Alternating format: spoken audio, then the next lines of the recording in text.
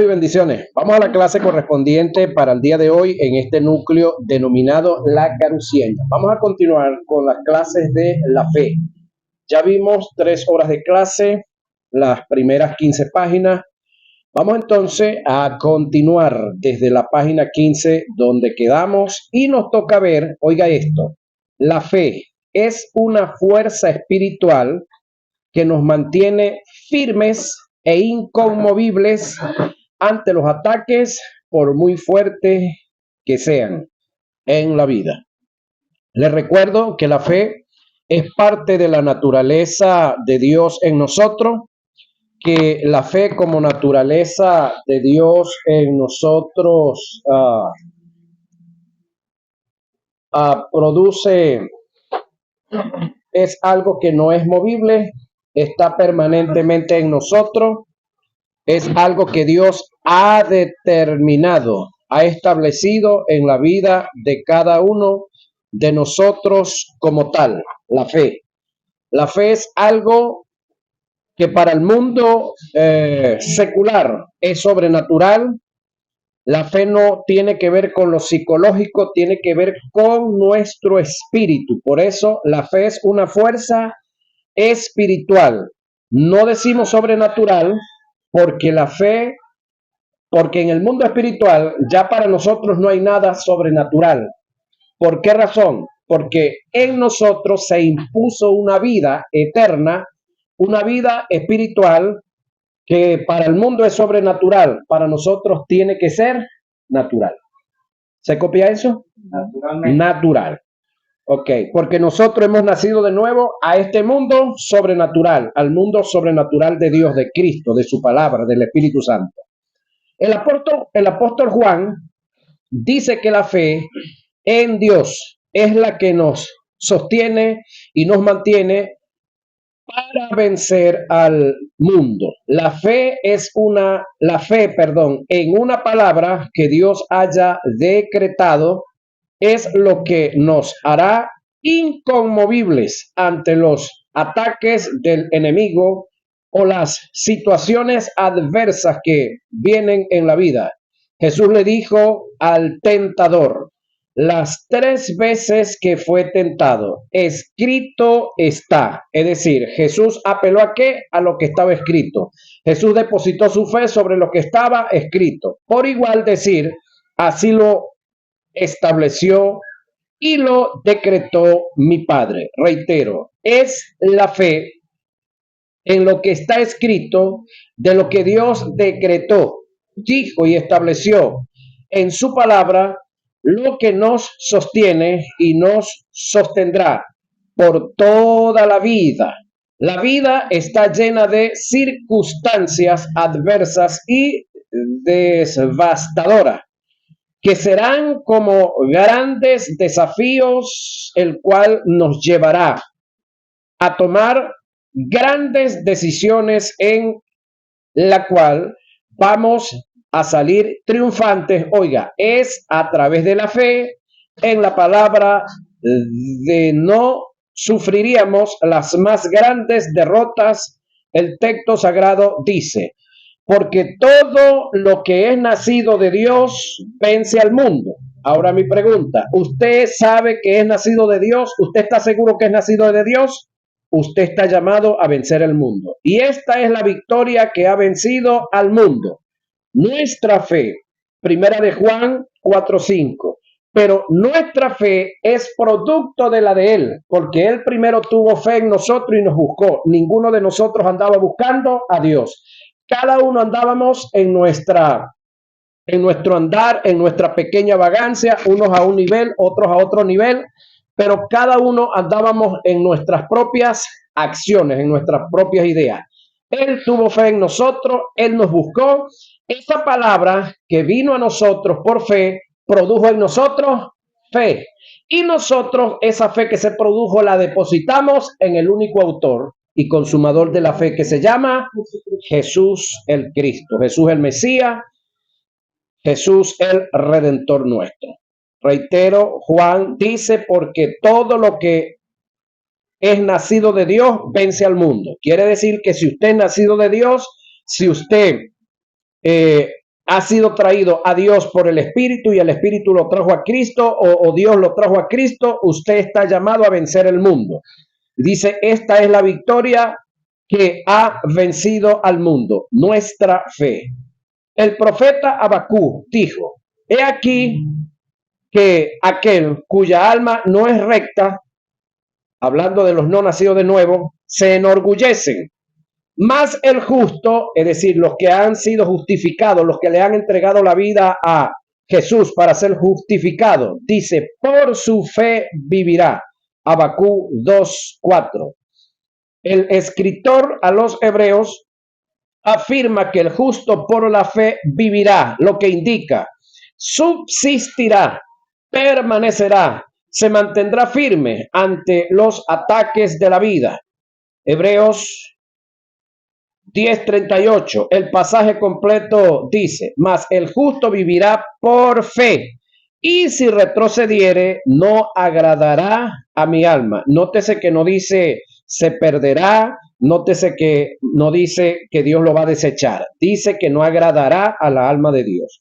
Cuando estudiamos la vida de Job, nos podemos dar cuenta que la fe en la credibilidad de Dios fue lo que no lo dejó sumergirse en una derrota definitiva.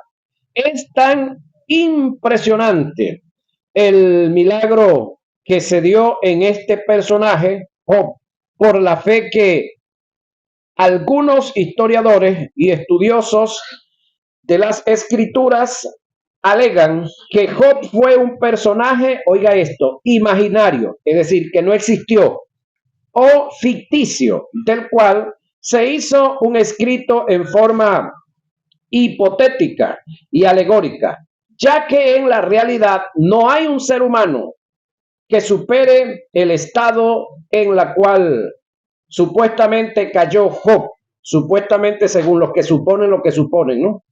Un estado en lo cual abarca lo moral al ser juzgado y censurado injustamente por sus amigos, abarca lo social, ya que su estado de integridad fue puesto en duda ante la comunidad, abarca lo financiero, ya que su economía fue afectada perdiendo todos sus bienes, abarca su higienidad, ya que su salud fue golpeada por una horrenda y nauseabunda enfermedad. Abarca lo sentimental, ya que su familia fue afectada, como padre perdió a sus descendientes y su esposa le dio un abandono total en el momento que más la necesitaba. Entonces, todo esto que vemos en la vida de Job es lo que ha llevado a algunos a decir que no es un caso real, porque ningún ser humano tendría la capacidad para soportar, para aguantar todo lo que Job padeció y pasó. Esa es la posición de la gente natural, entendiendo que este hombre, desde el punto de vista espiritual, no dependía de sí mismo. Él, estando en su gran agonía, dijo, aunque él me mate, en él espero. Yo sé que mi Redentor vive. Él estaba confiado, no era en él ni en sus capacidades, estaba confiado en Dios.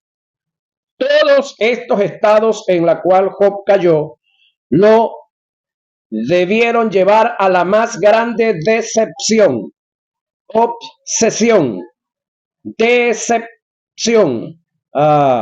obstinación, hasta irse al abandono y en el peor de los casos al estado del suicidio, con la posibilidad de atentar contra o en contra de su propia vida. La fe en la integridad de Dios, aunado a la paciencia, Santiago 5:11, fue lo que lo sostuvo y nunca decayó del estado espiritual en su adoración, su devoción y el sentido de honra hacia Dios. hacia el Dios Altísimo. Siempre lo mantuvo en su alma. Desde el punto de vista emocional, se sostuvo como viendo al invisible en su más grande degradación. Dijo, yo sé que mi Redentor vive. Job 19:25. Si analizamos el contenido del apóstol Pablo, indudablemente, sin lugar a dudas, fue la fe lo que lo sostuvo hasta lograr la encomienda que recibió del Eterno. Analicemos la lista en forma sistemática que Pablo dejó asentada en las Escrituras como parte de su testimonio de fe. Oigan por dónde pasó Pablo y por qué causa lo soportó, pudiéramos decir, solamente por la fe. ¿La que vence a quién? Al mundo. Además de las afrentas, necesidades, persecuciones, angustia, azote, cárceles, tumulto, trabajo, desvelo, ayuno, deshonra, mala fama de engañadores, como moribundos, mas he aquí, vivimos como castigados, mas no muertos, como entristecidos, mas siempre gozosos, como pobres, mas enriqueciendo a muchos, como no teniendo nada, mas poseyéndolo todo, azotes sin número, en cárceles, en peligro de muerte muchas veces. De los judíos 5 veces he recibido 40 azotes menos 1. 3 veces he sido azotado con vara. 1 vez apedreado. 3 veces he sufrido naufragio. 1 día y 1 noche he estado como náufrago en alta mar. En camino muchas veces en peligro de ríos, peligro de ladrones, peligro de los de mi nación, peligro de los gentiles, peligro en la ciudad, peligro en el desierto, peligro en el mar, peligro entre falsos hermanos, en trabajo, en fatiga, en muchos desvelos, en hambre y sed, en muchos ayunos, en frío y en desnudez, despreciado, perseguido, difamado, hecho como la escoria del mundo, el desecho de todos hasta hoy lo he sido, dice Pablo.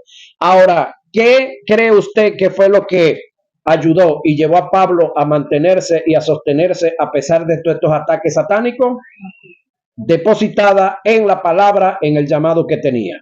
Pablo fue perseguido en Damasco, rechazado en Jerusalén, olvidado en Tarso, apedreado en Listra, azotado, atacado y preso en Éfeso, expulsado en Tesalónica y en Berea, tomado como impostor en Atenas y en Corinto, puesto en prisión en Jerusalén, acusado en Cesarea, víctima de naufragio en el viaje a Roma, mordido de serpiente en la isla de Malta. Eso es parte de lo que, la historia pues de lo que vivió nuestro hermano Pablo en el desarrollo de su ministerio, pero el hombre se mantuvo preso injustamente en Roma. Morir decapitado sin derecho a la defensa. Eso es parte de lo que le pasó a Pablo. Él en lo personal afirma traer en su cuerpo las marcas de Cristo. Gálatas 6:17. El término marcas usado en el pasaje del griego estigma, que indica las impresiones que se hacen con un hierro candente. Es probable que el apóstol haga referencia a los sufrimientos físicos, ataques y persecuciones que había padecido en fe por proclamar a Jesús como el Mesías y Señor en el desarrollo de su ministerio. Pablo estuvo en prisión por mucho tiempo en un tipo de cárcel llamada las mazmorras, cárceles construidas en forma subterránea, sin luz solar, sin un ambiente favorable, de oxigenación adecuado para una buena respiración, por lo que causaban en la mayoría de los reos un tipo de enfermedad pulmonar que le producía paro respiratorio. Otros padecían de lepra. Bajo esas condiciones, Pablo escribió sus epístolas, gran parte de ellas, o cartas, a algunas de las iglesias que se habían formado en todo el imperio romano, tales como Filipenses, Efesios y Colosenses, y las cartas personales a Filemón y la segunda carta a Timoteo. Estas cartas nos enseñan mucho de los sufrimientos o de los fundamentos de la doctrina cristiana y forman una gran parte del Nuevo Testamento. Todo lo hizo además del amor por fe, en la convicción que tenía en la verdad del reino eterno. Estaba tan persuadido que hubo tres cosas que no dejó de hacer en su momento de prisión. Primero, nunca dejó de orar. Era continuo en la oración. Segunda a Timoteo 1:3. Nunca dejó de estudiar el texto sagrado.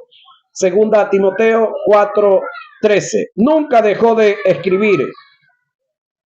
Varias de sus cartas que componen el canon del Nuevo Testamento las escribió desde la cárcel y todo lo hizo en fe. La fe fue para el apóstol una fuerza que lo hizo inconmovible ante las adversidades que le presentó la vida. Y en el peor de los casos, que le produjo las tinieblas. No fue fácil para el resto de los discípulos, que algunos fueron confinados en una isla, Juan, otros fueron crucificados boca abajo, Pedro, otros fueron lapidados, Esteban, y pare usted de contar. A continuación, voy a presentar una reseña según la historia de la muerte de los discípulos. Vamos a ver un poco sobre esta parte. Poco se habla, poco se escribe, bíblicamente no está registrado como tal, pero hay reseñas de los historiadores sobre la vida de los discípulos. Hay libros que se han escrito sobre ellos en cuanto a sus padecimientos. Mateo sufrió el martirio en Etiopía. Murió por una herida de espada. Eso es lo que se sabe y se conoce de Mateo. Marcos, aunque no fue apóstol de Jesús directamente, ¿no?, entre los 12, siendo un escritor de uno de los evangelios, también entregó su vida por Jesús. Murió en Alejandría, Egipto, después de haber sido arrastrado por caballos por las calles hasta morir. Marco fue uno de los grandes ayudantes del apóstol Pedro. Por eso se dice que el evangelio de Marco es el evangelio de Pedro, porque gran parte de lo que Marco escribe lo recopiló de Pedro. Lucas, que tampoco estuvo con Jesús por igual, no estuvo entre los apóstoles de Jesús, fue un historiador médico. En sus tiempos, compañero de milicia del apóstol Pablo, entregó su vida por la causa, fue ahorcado en Grecia como consecuencia de su tremenda predicación a los perdidos. Juan enfrentó el martirio cuando fue puesto en una enorme paila con aceite hirviendo durante la ola de persecución en Roma. Sin embargo, fue librado milagrosamente de la muerte, pero fue condenado a vivir en una isla de Minas llamada Patmos. Él, él recibió y escribió la revelación de Jesucristo, el libro llamado de Apocalipsis, lo recibe en ese lugar. ¿Sí? Libro profético de Apocalipsis en esta isla. Luego fue liberado y regresó más tarde para escribir para servir como obispo en Edén, en Edesa, en la actual Turquía. Murió viejo, es el único de todos los discípulos que se sabe que murió de viejo, no violentamente, lleno de amor por Jesús. Él es el único apóstol que murió de muerte natural y en paz, aunque con la secuela de su martirio en aceite hirviendo. Pedro, él fue crucificado de cabeza en una cruz en forma de X. Según la tradición de la iglesia, esto sucedió porque él le dijo a sus torturadores que se sentía indigno de morir de la misma manera que Jesucristo había muerto. Entonces pidió que lo crucificaran con la cabeza para abajo. Santiago, el líder de la iglesia en Jerusalén, fue arrojado de 100 metros de altura desde el pináculo, se cree, del templo, desde el pináculo sureste, del templo, cuando se negó a renegar de su fe en Cristo, cuando descubrieron que sobrevivió a la caída, ¿no? Sus enemigos lo golpearon hasta matarlo. Este fue el mismo pináculo donde Satanás había llevado a Jesús durante la tentación.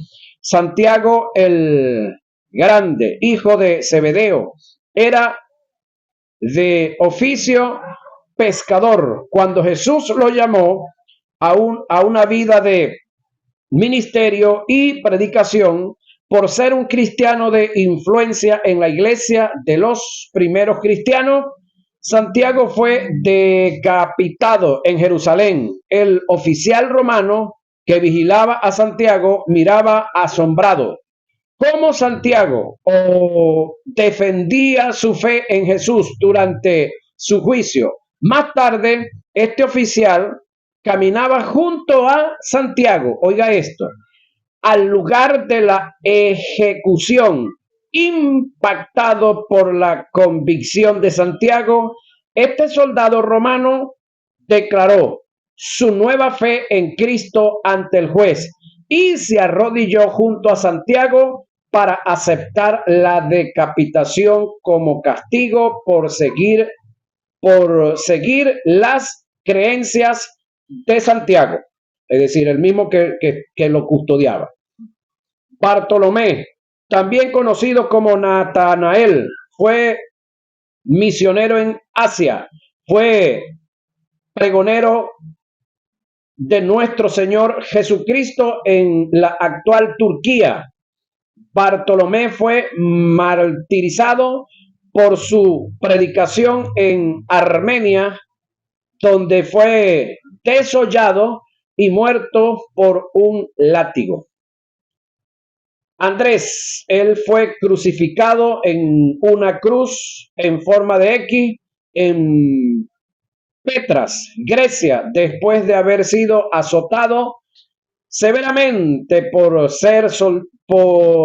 7 soldados que ataron su cuerpo a la cruz con cuerdas para prolongar su agonía. Sus seguidores informaron que cuando fue llevado a la cruz, Andrés la saludó con estas palabras. Oiga esto: durante mucho tiempo he deseado y esperado esta hora. Feliz. La cruz no la cruz nos evoca inequívocamente el cuerpo de Cristo colgado en ella. Andrés continuó predicando a sus verdugos por 2 días hasta que expiró, es decir, desde la cruz donde estaba amarrado, desde donde estaba martirizado, estaba predicando. Judas fue muerto Judas fue muerto a flechazos cuando se negó a renegar de su fe en Cristo. No Judas Iscariote, no, el otro Judas. Matías, el apóstol elegido para sustituir al traidor Judas Iscariote, fue apedreado y luego decapitado. Tomás fue atravesado por una lanza en la India durante uno de sus viajes misioneros para establecer la iglesia de Cristo en esa región. Por igual, no va a ser fácil para nosotros. De una u otra manera vamos a ser atacados, pero tomemos en cuenta estas palabras en fe. Si Dios es por nosotros, ¿quién contra nosotros? Mayor es el que está en nosotros que el que está en el mundo. Por eso, cuando nuestra posición está clara de esta manera y cuando estamos persuadidos, que persuadido es más convencido de estas verdades que le estoy diciendo, al igual como ellos entregaron sus vidas, usted y yo vamos a poder también tranquilamente entregar la vida por amor. Alguien dijo que cuando las cosas van tan bien en el ministerio es porque algo estamos haciendo mal. Oiga esto, Jonathan. Porque no existe ni ha existido un ministerio que esté afectando las tinieblas sin tener oposición. Debemos tener cuidado de que si damos cuenta, bueno, debemos tener cuidado de que sin darnos cuenta, aquí sí, estamos ejerciendo un ministerio sin ser llamados por Dios o que estemos ocupándonos de estemos ocupándonos de la obra de Dios sin hacer su voluntad, porque sería lo mismo que estar aliado a las tinieblas. Dios no nos ofrece un camino fácil, pero sí una llegada segura, señoras y señores. No es fácil, pero sí es segura con Dios y su palabra. Por muy difícil que sea la tarea, no nos detengamos. Siempre he dicho que el problema no es el problema en sí mismo. ¿Cómo vemos el problema? En forma jocosa lo digo. Cuando el rey Saúl vio a Goliat, dijo: este hombre es tan grande que es imposible tumbarlo. ¿Eso fue quién? Saúl. Cuando vio a Goliat, dijo: este hombre es tan grande que es imposible tumbarlo. Esa fue la vista de Saúl. Pero cuando David miró a Goliat, dijo: este hombre es tan grande que no lo voy a pelar con la piedra que le voy a tirar. Mismo objetivo, mismo tamaño, mismo bulto, mismo desafío, 2 miradas diferentes. Toma en cuenta que el ministerio es para los vencedores. Jesús dijo: el reino de los cielos sufre violencia y solo los violentos y los que superan esa violencia lo arrebatan. Mateo 11:12. Cuando fui ordenado al ministerio, se me acercó un anciano con más de 50 años en el ministerio y me dijo: José, avanza y acuérdate de algo, hijo. Delante de ti va Dios. Echa para adelante, camina fino. Delante de ti va Dios. Pero detrás de ti viene el diablo. Así que está pendiente también. Pero detrás de ti va o viene el diablo. Él va a tratar de hacer oposición, pero no te preocupes, Dios lleva la delantera. De mi parte, siempre he dicho Dios no te ofrece en el ministerio un camino fácil, pero sí una llegada segura. Ten en cuenta que él los, perdón, ten en cuenta que los llamados que Dios hace son considerados como grandes retos, grandes desafíos, y que solo los podemos librar es por la fe. Por nuestras capacidades humanas no vamos a conseguir lograr superar esa etapa o ese desafío. Solamente lo vamos a lograr por la fe. Ahora, la fe está entre las armas que Dios le dio al creyente y es la de mayor vitalidad. Es vital para las demás armas y de ella depende la función de las otras, de acuerdo a lo que está escrito en Efesios capítulo 6. Cuando analizamos el punto de la fe, en cuanto a las armas, vamos a ver esta parte. Cuando analizamos el capítulo 6 de la carta que el apóstol Pablo escribe a los Efesios, haciendo referencia a las armas en el aspecto gramatical, nos podemos dar cuenta que de la fe dependen las funciones de las demás armas.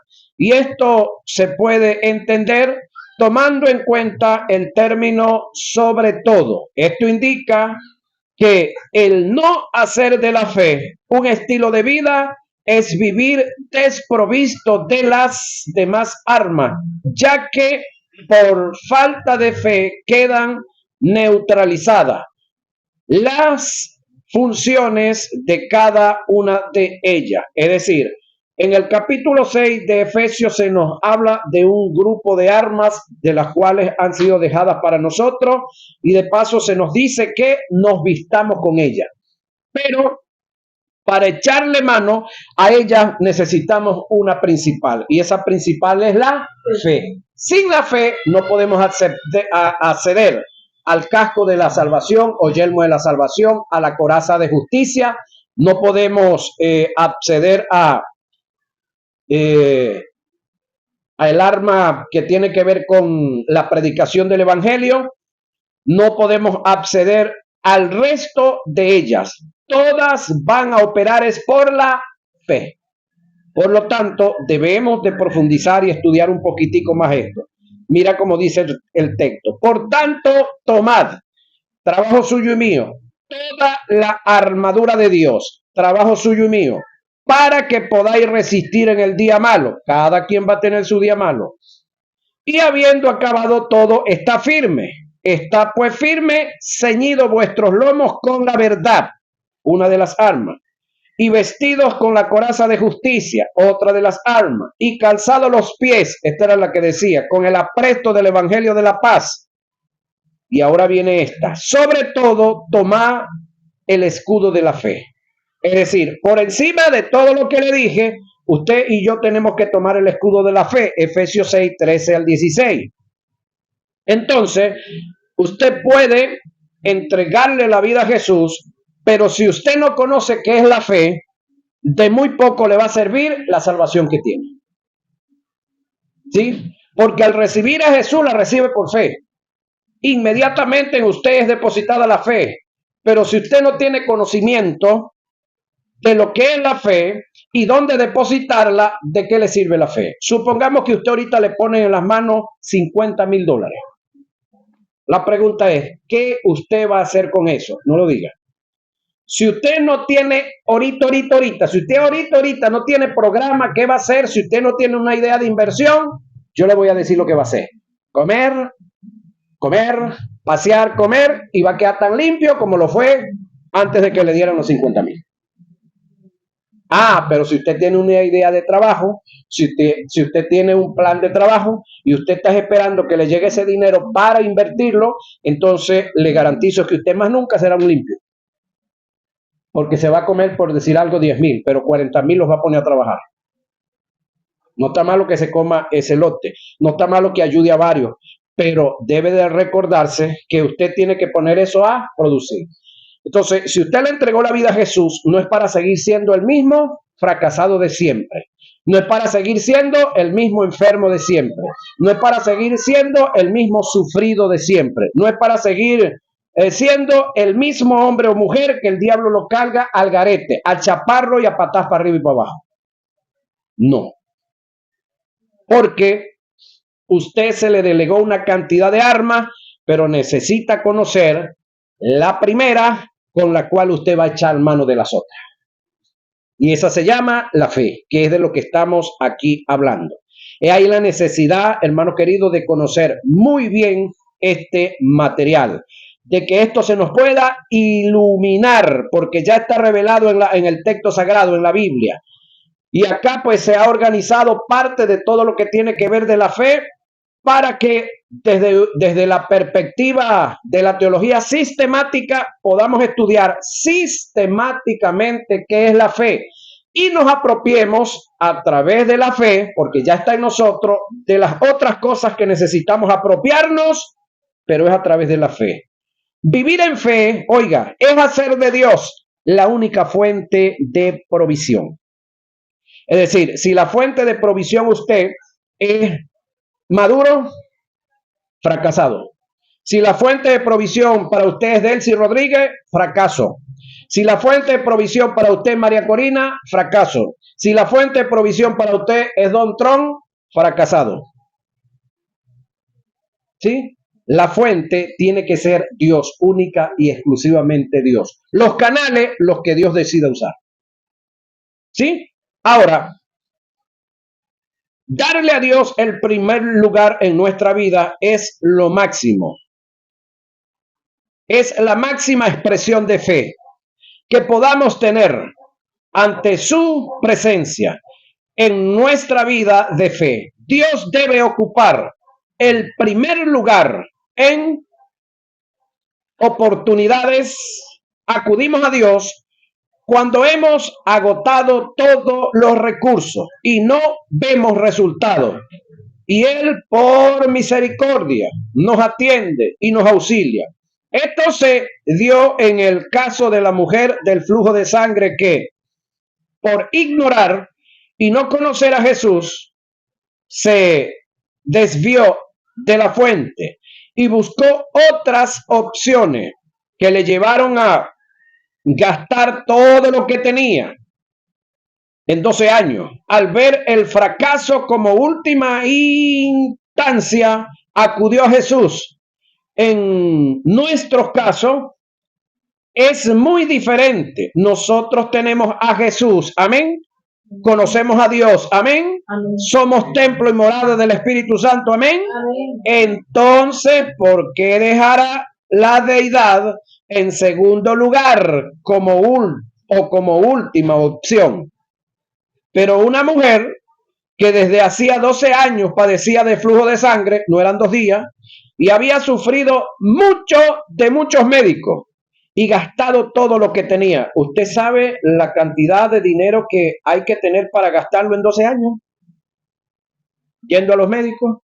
Ahora le digo algo, ahorita hay que tener más fe para ir al médico que para ir a Dios. ¿Sí? Porque para ir al médico tiene que arrear por delante entre 20 o 30 o más dólares para la consulta. Luego entonces viene el catajarra de exámenes que pasan de largo más de la cantidad que le pagó al médico. ¿Sí? Y luego que el médico dé el diagnóstico, entonces viene la receta, que de repente pasa también. Entonces, por la medida chiquita, usted tiene que armarse entre 100 o 150 dólares. Ahora, si usted viene a Dios conociendo la palabra, ubicado bien claro en lo que es la fe, ubicado en lo que está escrito para usted y para mí, en Isaías 53, 4 y 5, no vamos a necesitar gastar o invertir nada de eso, siempre y cuando conozcamos la fe y nos ubiquemos en el autor de la fe y nos ubiquemos específicamente para cada cosa. Amén. Amén. Ahora, según esta mujer, había gastado todo lo que tenía y nada había aprovechado. Antes le iba peor. Cuando oyó hablar de Jesús, vino por detrás entre la multitud y tuvo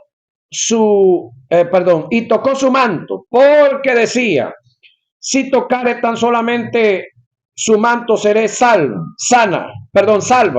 Y enseguida la fuente de su sangre se secó, enseguida, después de 12 años, ¿no? Y sintió en el cuerpo que estaba sana de aquel azote. Marcos 5, 25 al 29. Esto lo alcanzó esta mujer, ¿por qué? Por fe.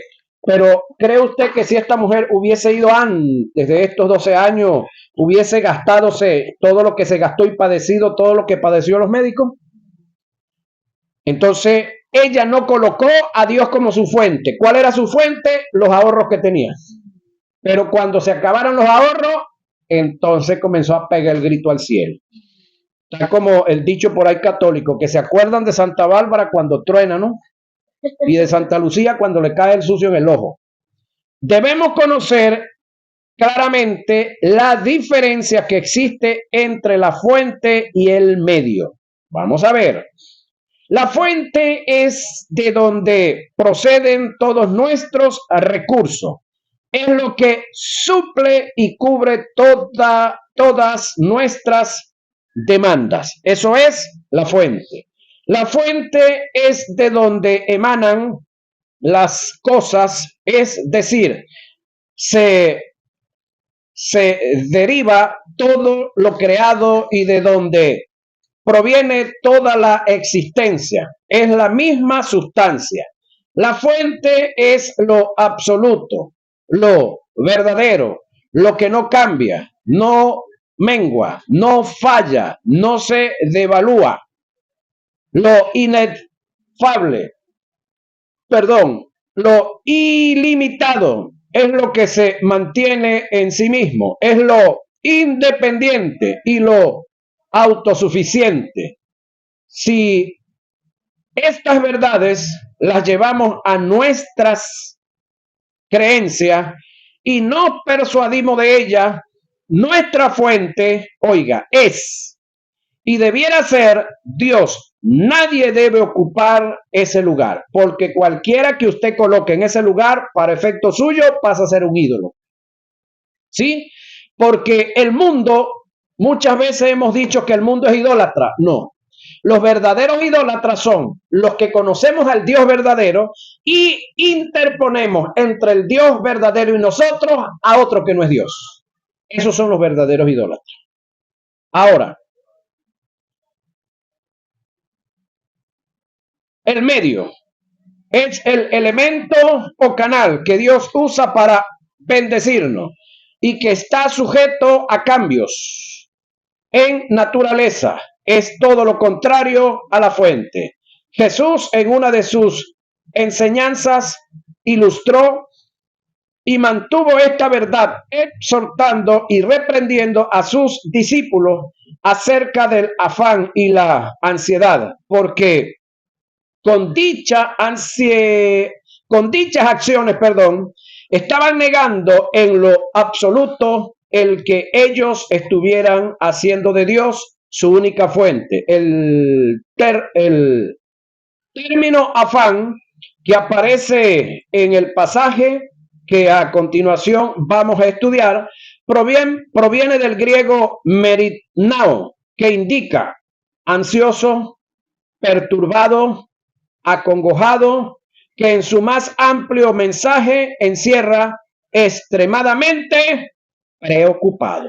Por tanto os digo, no os afanéis por vuestra vida, qué habéis de comer o qué habéis de beber, ni por vuestro cuerpo, qué habéis de vestir, ni no es la vida más que el alimento y el cuerpo más que el vestido. Mirad las aves del cielo que no siembran ni ciegan, ni recogen en granero, y vuestro Padre Celestial las alimenta. ¿No valéis vosotros mucho más que ellas?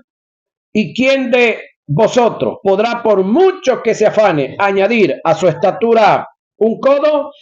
Y por el vestido, porque os afanáis, considerad los lirios del campo, cómo crecen, no trabajan ni hilan, pero os digo que ni aun Salomón con toda su gloria se vistió así como uno de ellos. Y si la hierba del campo, que hoy es y mañana se echa en el horno, ¿Dios la viste así? No. ¿Hará más a vosotros, hombres de poca fe? No os afanéis otra vez, pues diciendo, ¿qué comeremos? ¿O qué beberemos? ¿O qué vestiremos? Porque los gentiles, es decir, los incrédulos, los no convertidos, buscan todas estas cosas.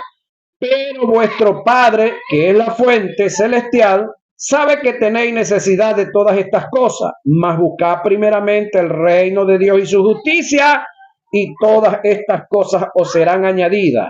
Así que no os afanéis por el día de mañana, porque el día de mañana traerá su propio afán. Mateo 6, 25 al 34. Debemos observar que el término hombres de poca fe que aparece en el pasaje está antes y después del término no os afanéis, indicando la fuerte reprensión que Jesús hace a sus discípulos por el afán y a su vez demostrando el contraste excesivo que hay entre la fe y el afán. Lo otro que debemos tomar en cuenta es que lo expresado por Jesús cuando dijo, porque los gentiles buscan todas estas cosas, está en total contraste a lo que un participante del reino debería hacer.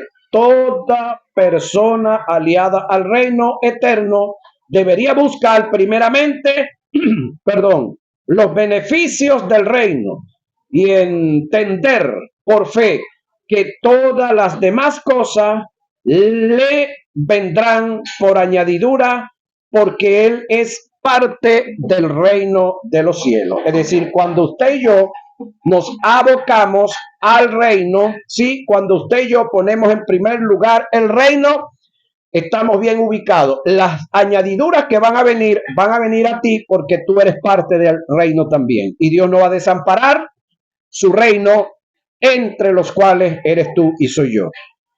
Otra observación es que el término gentiles en su mayoría se utiliza en las escrituras para hacer referencia a los paganos e incrédulos y perversos, gente que estaban ajenas al reino eterno.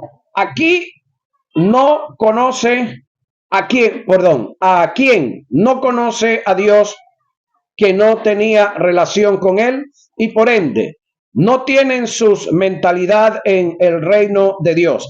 El mensaje y la reprensión de Jesús a sus discípulos está en que, como miembros del reino, no deberían dejarse dominar por el afán, sino deberían en una aptitud de fe ocuparse del reino de Dios. El llamado de Jesús a sus discípulos es que ellos deberían tener una mentalidad de reino y no pensar como los gentiles. Entre las inclinaciones más comunes que asedian a los seres humanos psicológicamente y socialmente está el afán, que consiste en un estado de angustia y perturbación de la mente que no encuentra reposo y que se constituye en una fuente de todo tipo de temor, duda, incredulidad, ansiedad y desasosiego. En la interrogante que Jesús hizo cuando expresó, ¿no es la vida más que el alimento y el cuerpo más que el vestir? En escala de valores, quiso dar a entender que todas las cosas que Dios creó las hizo por causa del hombre, no hizo al hombre por causa de las cosas. Oiga esto, Dios no hizo a Adán en un desierto y después hizo la provisión. Dios hizo la provisión pensando en el hombre, indicando que para Dios el hombre es de mayor valor que las demás cosas creadas. El hombre es la corona de la creación. Cuando nos centramos en esta verdad que está implícita en el mensaje de Jesús, no hay lugar para el afán, entendemos que por fe podemos descansar en Él, cuidado de Dios, que es más, que es, eh, que es nuestra fuente. El apóstol Pablo entendió esta verdad y lo dijo o lo dejó plasmado en las escrituras cuando dijo, echando toda vuestra ansiedad sobre Él, porque Él tiene cuidado de vosotros. Primera de Pedro, el apóstol Pedro, quise decir, 5:7, y cerramos con esto.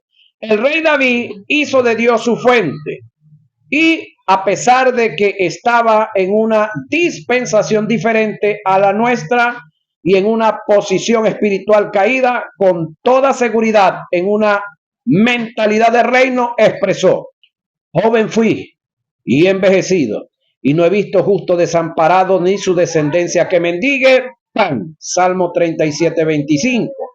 Aprendamos esta verdad y nunca renunciemos a ella. No le demos a Dios el segundo lugar. No lo tengamos como nuestra segunda opción. Él, como la fuente, debe ocupar el primer lugar y ser nuestra única opción. Amén. Amén.